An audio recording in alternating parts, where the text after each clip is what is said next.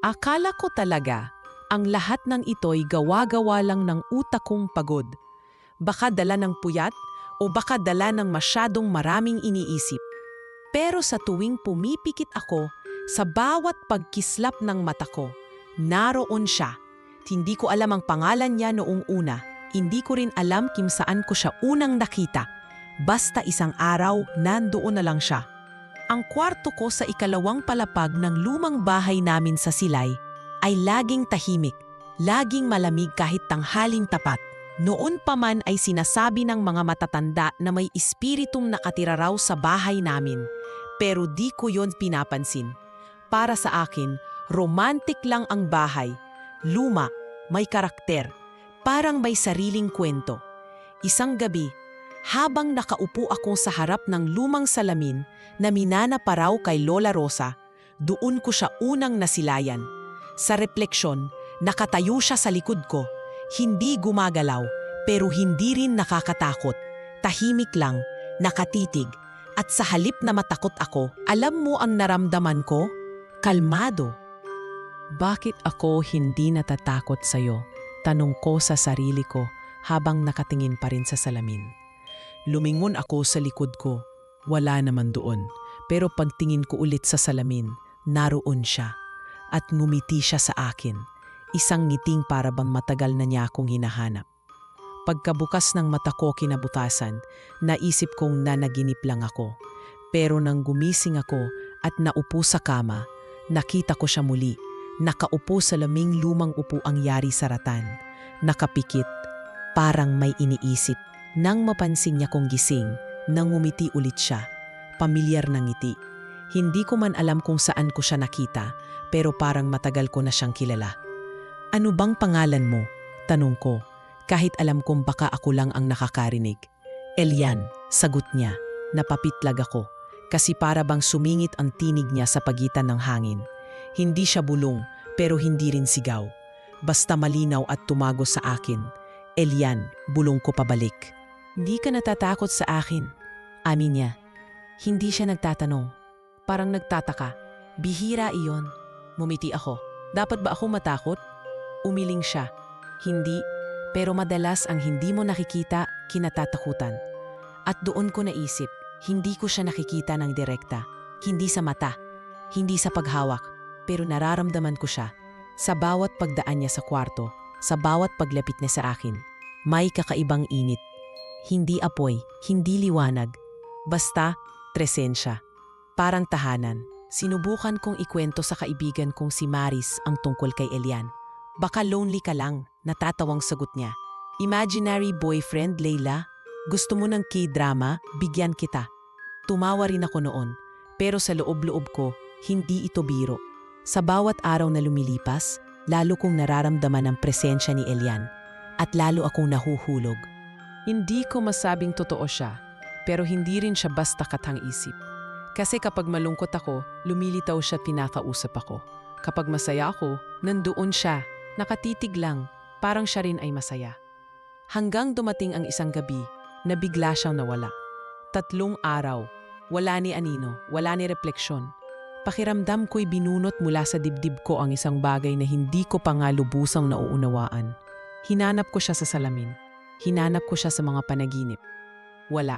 Hanggang sa ika-4 na araw, habang hawak ko ang luma naming family album, may lumaglag mula sa pagitan ng mga pahina.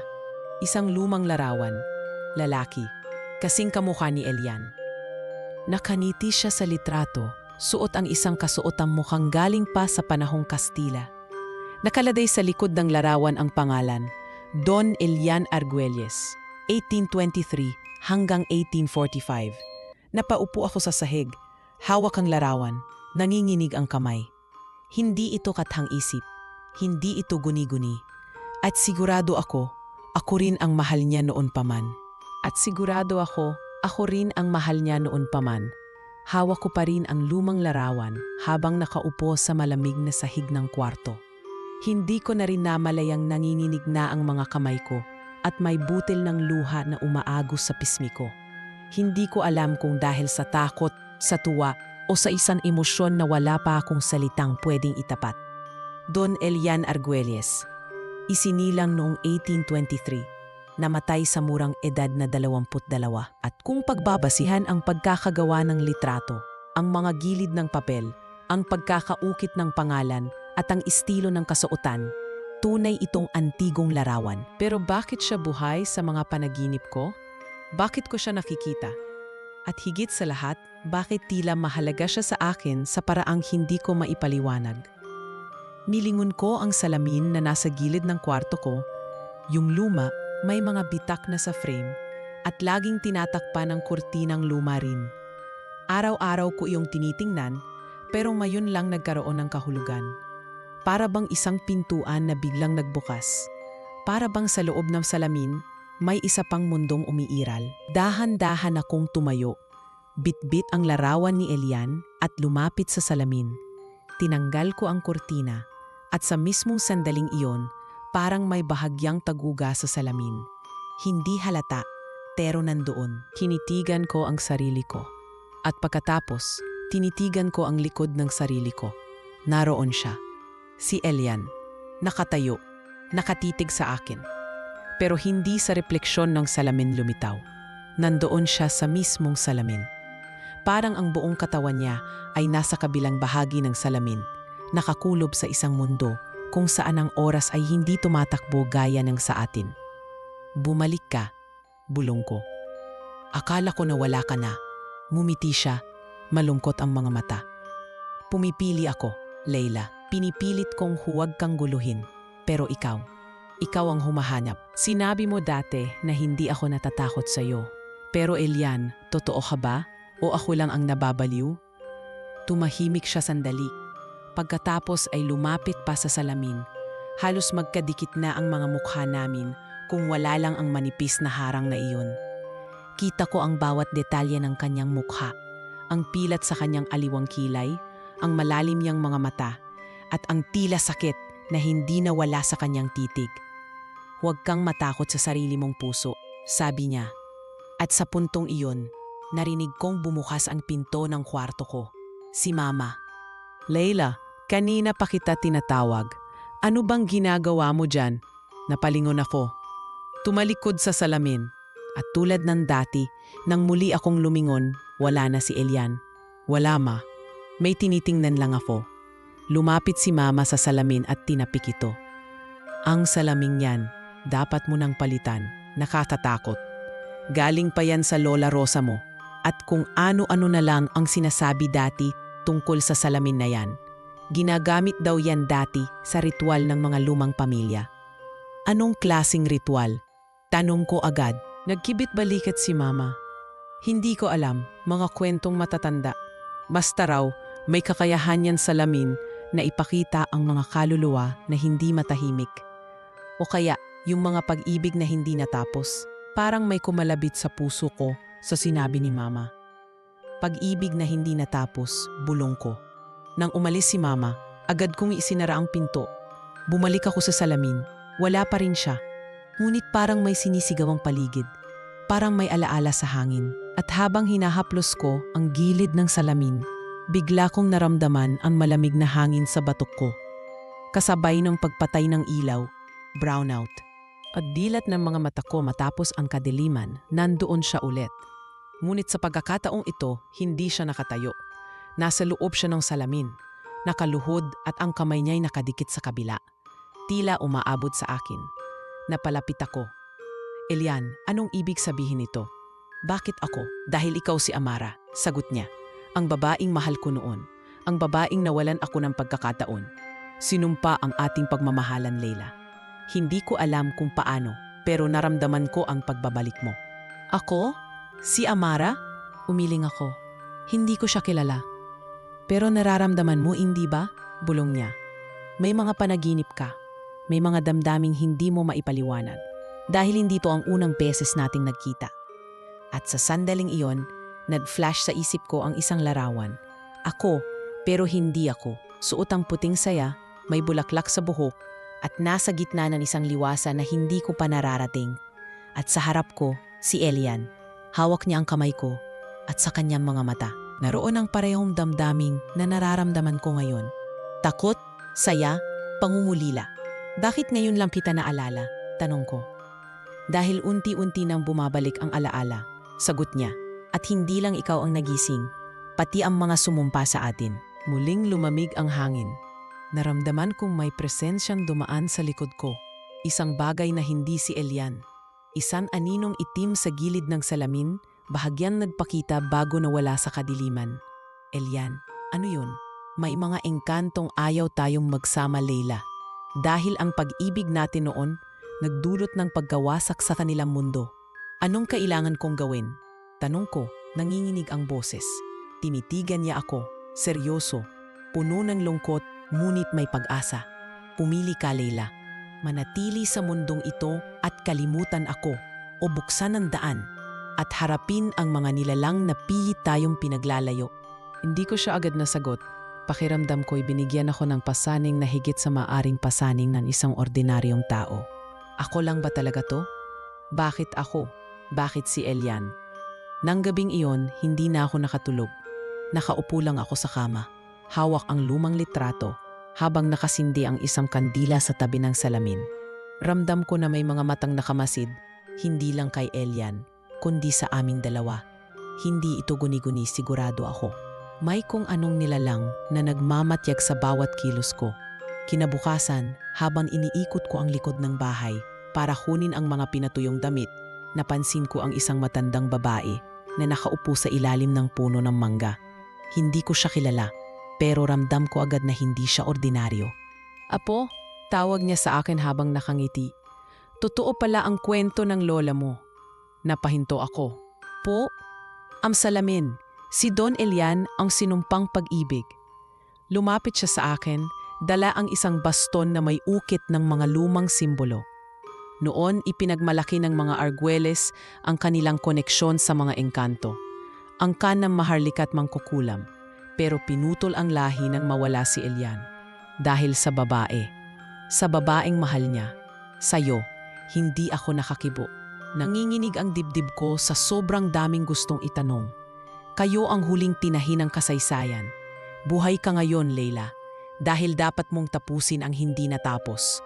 Buksan mo ang daan, harapin mo ang nakaraan. Paano? Mahinang tanong ko. Ngumiti ang matanda at inilabas mula sa kanyang bulsa ang isang maliit na pulseras na gawa sa pilak. Nakasabit dito ang isang piraso ng salamin. Tila kapirasong basag mula sa mismong salamin sa aking kwarto. Ito ang piraso ng koneksyon. Isuot mo sa gabi ng kabilugan ng buwan sa harap ng salamin. Doon bubukas ang daan. Kinuha ko ang pulseras. Mainit ito sa aking palad. At habang tinititigan ko ito, parang may kumislot sa puso ko. Isang tinig na hindi ko marinig ng buo. Ngunit nararamdaman ko sa loob ng sarili ko. Leila, Amara, halika na. Dumating ang kabilugan ng buwan. 12:00 ng hating gabi, nakaupo ako sa harap ng salamin. Suot ang pulseras. Sinindihan ko ang 3 kandilang may pulang mitya, gaya ng bilin ng matanda. Tahimik ang paligid. Ang tanging ingay ay ang pag-ugong ng hangin sa labas. Habang pinagmamasdan ko ang sarili sa salamin, unti-unti kong nararamdaman ang paglalim ng paligid. Parang lumulubog ako sa ibang dimensyon. Ang refleksyon ko'y nagiging malabo hanggang sa wala na akong makita kundi kadiliman. At pagkatapos, liwanag. At sa loob ng liwanag, nandoon si Elian. Hindi na siya refleksyon. Hindi na siya parang multo. Buo siya. Nakatayo sa isang harding may mga punong hindi ko kilala. May mga bulaklak na hindi ko pa naamoy kahit kailan. Lumapit siya sa akin. Leila, napaiyak ako. Elian, totoo ka. Humawak siya sa kamay ko. Hindi malamig, hindi usok, init, laman. Totoo. Sandali lang ang meron tayo ngayon, sabi niya. Pero ito ang simula ng katotohanan. Anong katotohanan? Naalala kong bigla ang sinabi ng matanda na ang pag-ibig naming dalawa noon ay humantong sa pagkawasak ng balanse sa pagitan ng dalawang mundo. Ang mundo ng tao at ang mundo ng mga engkanto. Nang minahal kita noon bilang si Amara, lumabag tayo sa kasunduan ng 2 daigdig. Ikaw ay nilikha sa mundo ng liwanag. Ako'y nilalang sa mundo ng anino. Hindi tayo pinahintulutan. At kaya tayo sinumpa? Tanong ko. Tumango siya. Hindi lang tayo, pati ang mundo. Ang sumpang yon ay hanggang sa ikaw ay muling isilang. At ngayon, narito ka, buhay, at may pagkakataon tayong tapusin ito. Paano? Sa pamamagitan ng katotohanan narito sa puso mo, kung maaalala mo ang lahat. Leila, kung muling magising si Amara sa loob mo, maaabot natin ang laylayan ng kapangyarihang kayang basagin ng simpa. Napayuko ako, nanginginig. Paano kung hindi ko kayanin? Tanong ko. Hinawakan niya ang mukha ko. Hindi ka kailanman naging mahina. Minsan mo na akong nilaban, Leila. Kaya mo ulitin ito. At ngayon, hindi ka na nag-iisa. Sa sandaling iyon, sa pagitan ng paghinga ko't pagpatak ng luha, bigla kong naramdaman ang alon ng alaala. Mga tanawin, halakhak, luha, at huling yakap sa gitna ng nag-aapoy na kagubatan. Ako nga si Amara. Ako ang dahilan ng kanyang pagkaputol sa buhay. At ako rin ang magbabalik ng kanyang pag-asa. Ngunit sa likod ng pag-ibig naming dalawa, may matang nakamasid. Mula sa likod ng mga punong may usok. Isang babaeng may mata ng ginto at buhok na tila usok ng insenso. Ang engkantadang babae na dating umibig din kay Elian. At siyang nagbiiw ng sumpa sa amin. Mumisi siya. Pumalik ka nga, Amara. Pero sa pagkakataong ito, hindi ka na makakatakas. Ang tinig ng engkantadang iyon ay malamig, mapanlinlang at sagad sa puot. Hindi ko siya kilala bilang Leila, pero naramdaman ko agad. Kilala siya ng bahaging Amara sa kalooban ko. Isang dating kaibigan na naging kaaway. Isang nilalang na minsan kong pinatawad pero hindi ako pinatawad kailanman. Aurelia, bulong ni Elian, ang pangalan na tila matagal nang nakalibing sa mga gunita. Si Aurelia, ang engkantadang naiwang nagmamahal sa isang kaluluwang hindi kailanman naging kanya. Ngayon narito siya muli, buo, makapangyarihan at naghihintay. Ang kanyang anyo ay di maikakaila. Mukha siyang diyosa na may buhok na tila usok at mata na naglalagablab sa dilaw at kahel. Sa likod niya'y ang kagubatan ng mundo ng engkanto. Ngayon ay balot ng usok, tila pinupuno ng galit ang paligid. Hindi ako babalik para tumakas, Aurelia. Sagot ko, tinig kong nanginginig ngunit buo. Bumalik ako para wakasan ang sumpa. Natawa siya. Ang sumpa, iyan na ang katawa-tawang bahagi, Amara. Ang sumpa ay hindi lamang ibinato ko sa inyo. Ito'y naging bahagi na ng mundong ito. Sa pagbalik mo, nabuksan muli ang daan ng pagkawasak. Hindi mo kami mapipigilan ngayon, ani Elian. Humakbang papalapit sa akin. Hindi pa huli ang lahat para sa'yo, Elian, wika ni Aurelia. At ang tinig niya ay nagbago. Mula sa puot patungong pakiusap. Pumili ka, ako ang kasama mo sa mundong ito. Sa akin ka nararapat. Hindi ikaw ang minahal ko, sagot ni Elian, marahan ngunit matatag. At hindi mo kailanman mauunawaan ang pag-ibig kung ito'y pilit mong kinukulong. Sa sagot niyang iyon, tila sumabog ang paligid sa biglaang pagsiklab ng hangin. Umikot ang alon ng enerhiya. Pinadapa ako sa lupa. Lumingon ako at nakita kong nakataas na ang kamay ni Aurelia. Lumikha ng apoy na itim, kulay ng inggit, galit at pagkabigo. Palapit ito sa amin, mabilis, mainit at nakakatakot. Pero bago pa ito lumapat sa aming katawan, humarap si Elian, lumuhod sa harapan ko at ibinuka ang kanyang mga braso. Hindi, sugaw ko. Huwag mong gawin to. Ngunit huli na, hinanggap niya ang apoy, buong katawan niyang tinupok ng puot ni Aurelia. Ang apoy ay hindi ordinaryo. Ito'y parang sinisipsip ang kanyang alaala, ang kanyang mismong kaluluwa.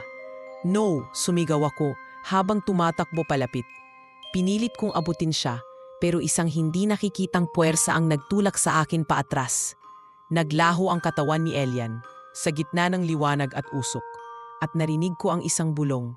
Mula sa malayo, mula sa puso. Leila, hindi ako mawawala. Mabubuhay ako sa puso mo. Piliin mong tapusin ito, kahit ako ang mawala. Hindi ko matanggap. Hindi ngayon. Hindi matapos ang lahat ng ito. Niyakap ko ang lugar kung saan siya huling tumayo, habang umiikot sa paligid ang halakhak ni Aurelia. Hindi mo siya kayang iligtas, Amara, aniya.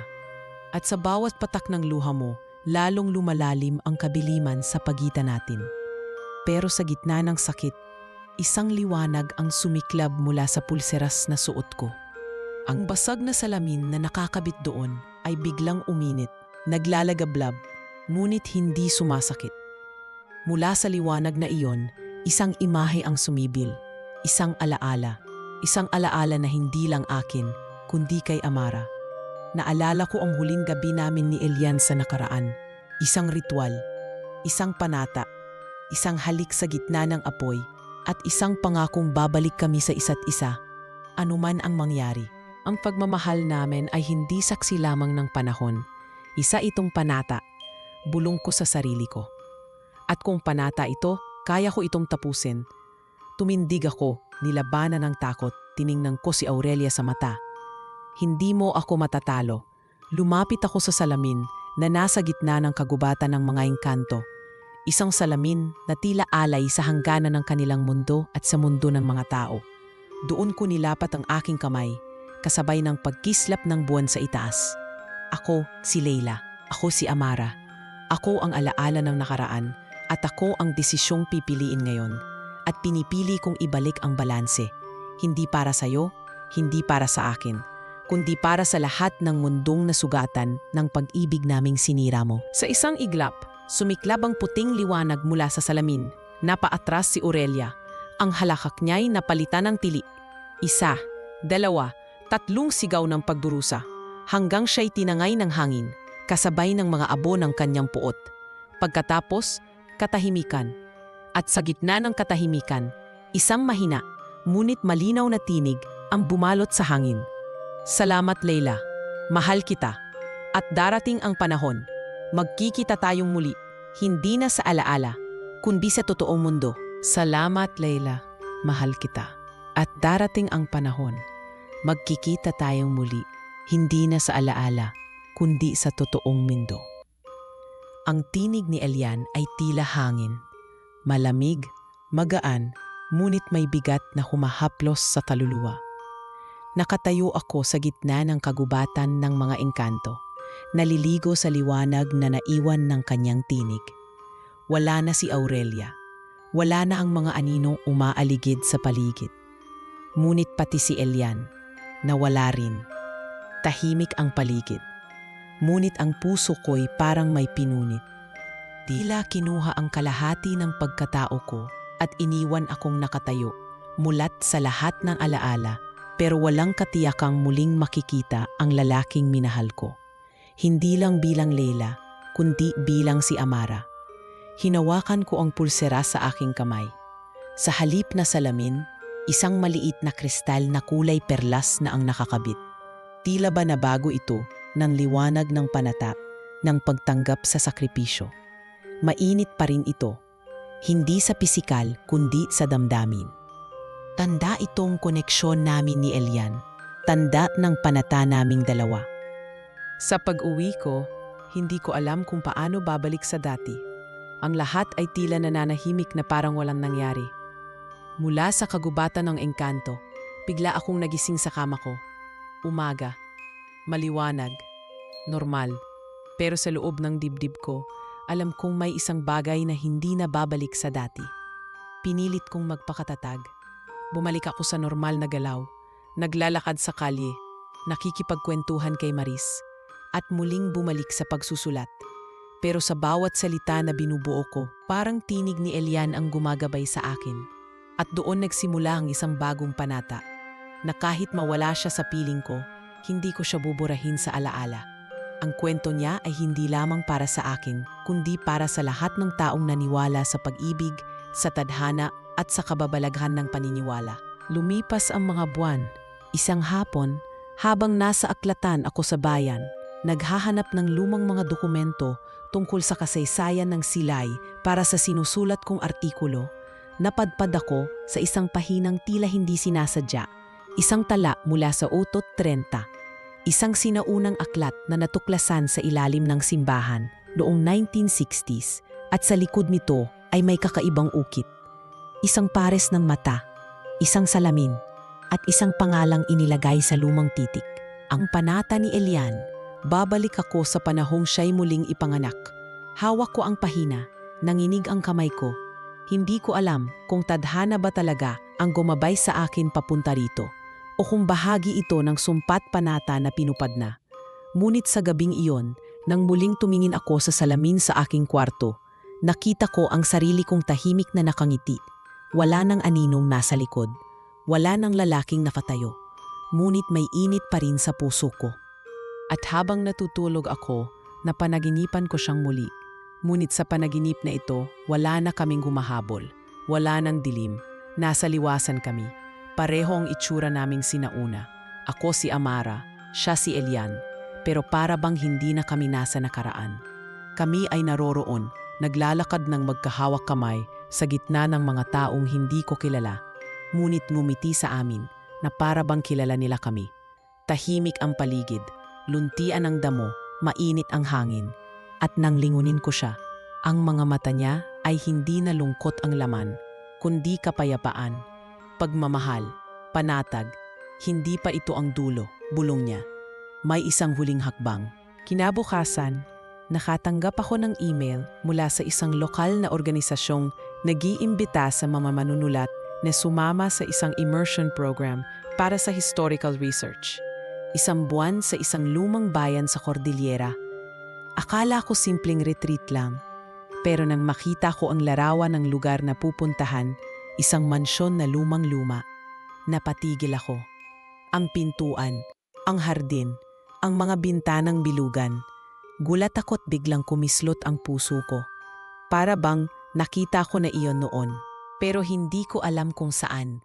At biglang lumitaw sa isip ko ang eksaktong parehong lugar sa panaginip ko kagabi, kung saan kami naglalakad ni Elian. Agad akong nag-confirm ng attendance. Hindi ko alam kung ano ang naghihintay doon. Pero isa lang ang sigurado ako. May panata siyang binuo at may panata akong tinupad. Ngunit marahil, may panibagong simula na naghihintay. Isang bagong pagkakataon. May panibagong simula na naghihintay. Isang bagong pagkakataon. Yon ang paulit-ulit kong sinasabi sa sarili ko habang binabaybay namin ang matarik na kalsadang paakyat sa isang lumang bayan sa Cordillera. Makulimlim ang langit noon, tila may binubuong lihim sa pagitan ng mga ulap. Bitbit ko ang aking backpack, mga notebook at ang pulseras na hindi ko kailanman inalis sa aking braso. Ang tanging bagay na naiwan mula sa gabing nawala si Elian sa mundong iyon. Pagdating namin sa lumang mansyon na pagdadausan ng immersyon, agad akong napalunok. Hindi ako nagkamali. Ito nga ang lugar, ang hardin, ang mga batong daan, ang bilugang bintana. Ito ang eksaktong lugar sa panaginip kong kasama ko si Elian. Ngunit ang pinaka-nakakakilabot at nakakabighani ay ang pakiramdam. Parang may yakap ang hangin, isang paanyaya. Hindi malamig, hindi mainit. Tila sinasabi, narito na siya.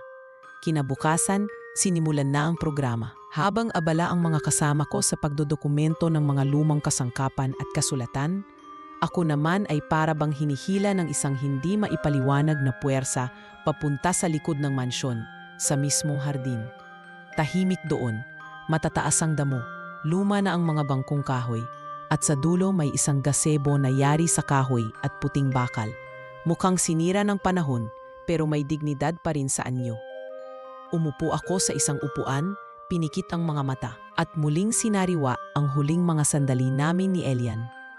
At doon, narinig ko siya, isang yabag, mahinang hakbang sa damuhan. Bumukas ang mga mata ko, lumingon ako, at nandoon siya. Sa una, akala ko panaginip o imahinasyon. Ngunit habang palapit siya ng palapit, nakita kong may anino ang kanyang paa. May alikabok sa kanyang sapatos. At bawat hakbang ay may tunog. Siya ay hindi multo, hindi alaala. Isa siyang tao, isang binata, nakasuot ng simpleng jacket, may itim na buhok na bahagyang nakatupi sa noo. At may matang pamilyar sa akin, kahit pa siguro isara ko ang sarili sa lahat ng alaala. Hindi ko siya kilala, pero oo, kilala ko siya. Excuse me, aniya, bahagyang nahihiya. May nagsabi sa akin na may iniwang libro rito kahapon. Ikaw ba si Leila? Tumango ako. Nanlalamig ang kamay. Ah, oo. I'm Eli, pakilala niya. Bagong salta lang ako rito. Pero ewan ko, parang matagal na kitang kilala. Nanigas ako sa kinauupuan ko. Eli. Hindi Elian pero halos kapareho. Hindi siya nagsalita pa. Ako man, tila wala sa sariling mundo. Pinilit kong ngumiti. Wala kang naiisip na kakaiba? Tanong ko. Halos hindi lumalabas ang boses. Tumawa siya ng bahagya, parang natatawa rin sa sarili. Actually, sobrang weird nitong trip na to. Pagkagising ko kanina, may panaginip ako. Pareho ng lugar na to. At may babae akong kausap. Tumigil siya, pinanood ako ng masinsinan. Ikaw yon, pero ang pangalan mo sa panaginip, Amara. Para akong binuhusan ng malamig na tubig. Hindi ako makagalaw. Hindi ko na pinigilan. Dahan-dahan kong inabot ang kamay ko sa bulsa at kinuha ang pulseras. Hindi ko siya tinignan, basta inilapit ko ito sa kamay niya.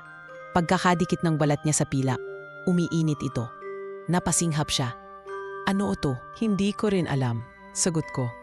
Pero siguro, simula. Tahimik kami sa loob ng ilang minuto.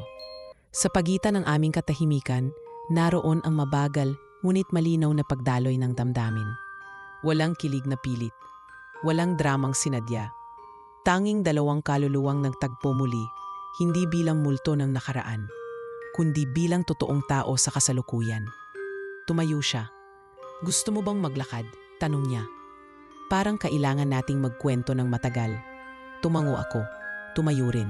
At sa unang hakbang namin sa damuhang iyon, alam kong nagbukas ang isa na namang daan. Hindi na ito misteryo. Hindi na sumpa. Wala nang enkantadang humahadlang. Wala nang mundong kailangang iwan. Kami na ngayon. Ako si Leila, siya si Eli. Hindi kami perpekto. Hindi kami agad-agad na bumalik sa dating damdaming iniwan naming noon.